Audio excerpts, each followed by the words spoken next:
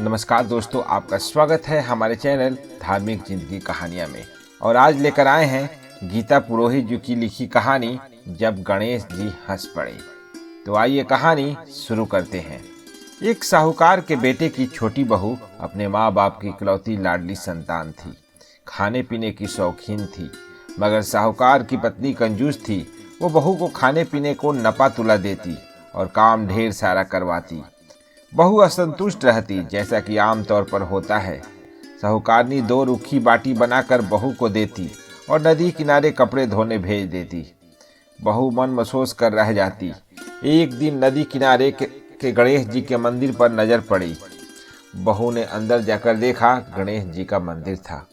मोदक प्रिय गणेश जी को गुड़ का भोग लगा था। भक्तों ने घी के दीपक जलाए थे, जो हवा से बुझ गए थे। उनमें काफी घी बचा था। ये सब देख बहू की बाछें खिल गई।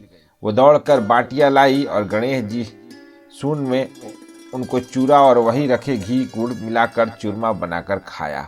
और अब तो ये रोज का नियम हो गया। बहू बहुत खुश रहने लगी, मगर गणेश जी हैरान कि ये ठीक है, लोग तो चढ़ाते हैं और ये गटक जाती है। अचरज से गणेश जी ने मुंह पर उंगली रख सोचने लगे। जब दूसरे भक्तों ने देखा कि गणेश जी की उंगली मुंह के पास, यह कैसे? किसी को समझ नहीं आया।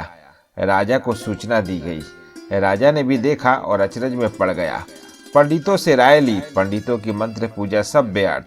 राजा परेशान कि कोई संकट राज्य पर ना आने वाला हो। उसने मुनादी फिराई कि जो कोई गणेश जी की उंगली निकलवा देगा उसे भरपूर इनाम दिया जाएगा। सभी ने मुनादी सुनी, अपने अपने तरीके से प्रयास किया। पूजा अर्चना की, सब व्यर्थ। धीरे धीरे बात साहूकार के गांव तक पहुंची। बहू ने भी सुनी तो वो सब जानती थी।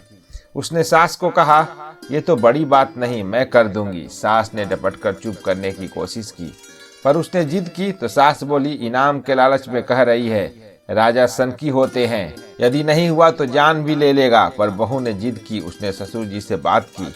बहू ने ससुर जी को कहलवाया कि आप राजा जी से कह दें कि अपने घर से मंदिर तक कनाते लगवा दें, मैं अकेले जाऊंगी। सासू जी डरी हुई थी, पर बहू की जिद देख सब करवाया। सब इंतजाम हो गया। तब बहू ने एक बड़ा सा पत्थर लिया और दौड़ी दौड़ी गणेश जी के मंदिर पहुंची। लगी गणेश जी को डांटने धमकाने कि बाटी तो मैं अपने घर से लाती थी, क्या हो गया जो तेरे घी गुड़ से सुंडी में चूरमा बना लिया? तो मैं नहीं तो कोई और जानवर खाते। निकाल उंगली, नहीं तो दूंगी एक पत्थर की। अब तो गणेश जी और भी हैरान कि ये ठीक है, अब मारेगी भी, और आश्चर्य से बहू को देखकर हंस पड़े।